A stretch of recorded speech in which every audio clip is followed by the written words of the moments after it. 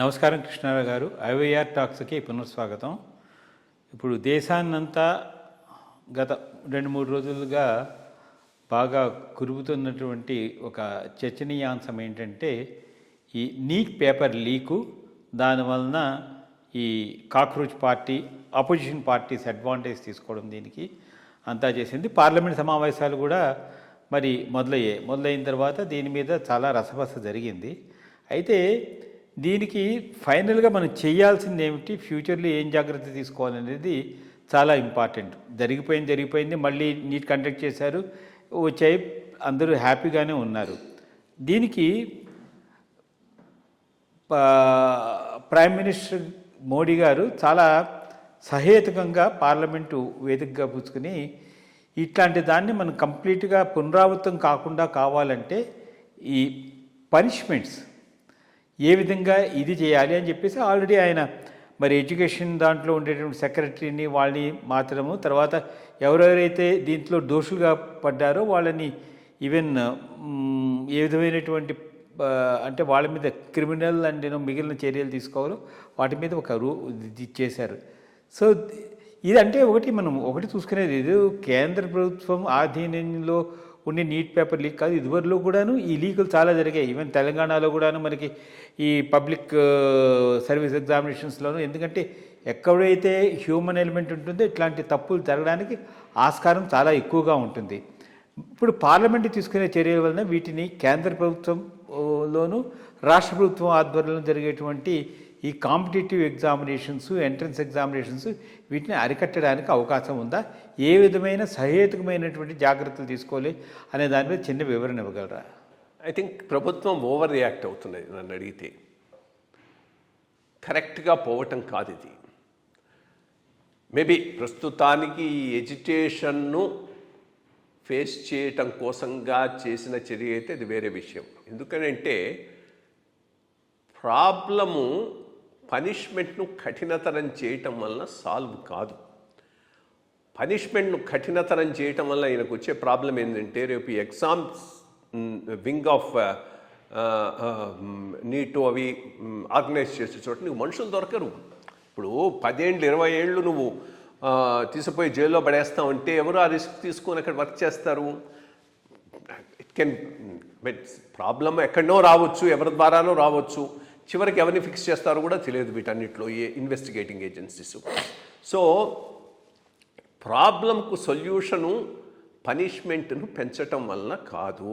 Most important thing, ఈ crony capitalism వీళ్ళు వచ్చిన తర్వాత పోతుందనుకుంటే అది అదే రకంలో కంటిన్యూ అవుతున్నది.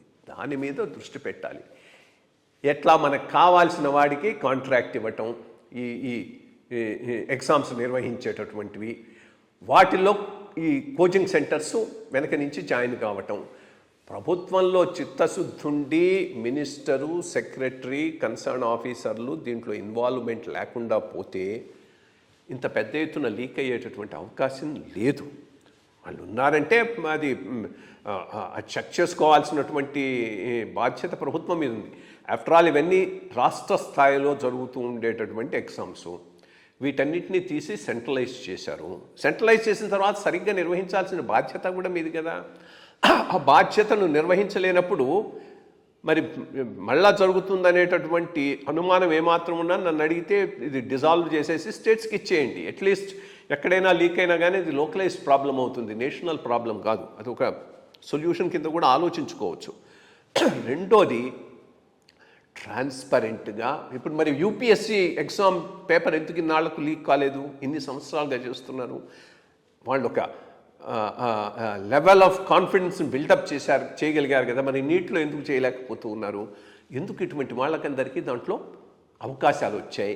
వాళ్ళని తీసుకురావటం, ఎగ్జామ్ పేపర్ సెట్ చేసినటువంటి వాడిని ఆ ఎగ్జామ్ అయిన దాకా ఒక చోట ఉండటం, ఇంకెవరితోనూ కాంటాక్ట్ లేకుండా పెట్టడం, దానికోసంగా హయ్యర్ రెమ్యూనరేషన్ ఇవ్వటం, ఇట్లాంటి వాటిని గురించి ఆలోచించి జరగకుండా చూడాలి. కానీ జరిగిన వాడికి 10 ఏళ్ళు శిక్ష చేస్తాం, 20 ఏళ్ళు శిక్ష చేస్తాం అంటే నీకు అసలు ఎగ్జామ్స్ నిర్వహించడానికి కావాల్సిన మనుషులే రాకపోవచ్చు. సో ఇది ప్రాబ్లంని అడ్రస్ చేయడానికి ఇది విధానం కాదు. ప్రాబ్లంని అడ్రస్ చేయడానికి విధానం ఇంకో రకంగా ఉంది. ఫస్ట్ ఎక్కడైనా ఈ టెండర్ అల్లకేషన్లో పాలిటిక్స్ చోటు చేసుకున్నాయా, ఎవరైనా ఇన్వాల్వ్ అయినారా? రూత్లెస్గా వాళ్ళందరి మీద చర్యలు తీసుకోండి, వాళ్ళు రాజకీయ నాయకులైనా ఇంకోళ్ళైనా ఎవరైనా ఇంకా ఆపొద్దు. అది చేసి అది అక్కడ నువ్వు రెక్టిఫై చేయకపోతే, ఇప్పుడు ఆఫ్టర్ ఆల్ ఇంత పెద్ద సిస్టమ్ ఉన్నది, ఐటీ ఉన్నది, మొత్తం సిస్టమ్సే బ్రహ్మాండంగా రన్ అవుతున్న ఈరోజు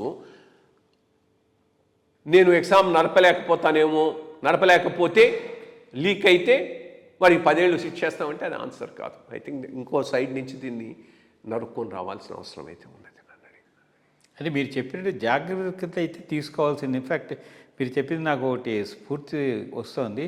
కేంద్ర ప్రభుత్వం బడ్జెట్ ప్రవేశపెడుతుంది ప్రతి ఏడాది. ఇంతవరకు ఎంత పకడ్బందీగా చేశారని, అంటే రూమర్స్ వస్తాయి, ఎక్స్పెక్టేషన్స్ అవన్నీ ఉంటాయి, కానీ బడ్జెట్ ప్రజెంట్ చేసేదాకా ఏమి చేస్తారనేది మనకి ప్రీ బడ్జెట్ సర్వే అవన్నీ అవుతాయి, కానీ చాలా పకడ్బందీగా చేస్తున్నారు. ఐ థింక్ మీరు చెప్పినట్టు అది చాలా ఇంపార్టెంట్. ఎందుకంటే ఐ థింక్ ఆఫీసర్లు అందరూ 30-40 రోజులు ఇంటికి వెళ్లకుండా, అవును, బడ్జెట్ టైంలో ఉంటారు. కరెక్ట్. అదే సిస్టమ్ దీనికి కూడా ఇంక్లూడ్ చేస్తే బాగుంటుందేమో అని అనిపిస్తోంది. నమస్కారం.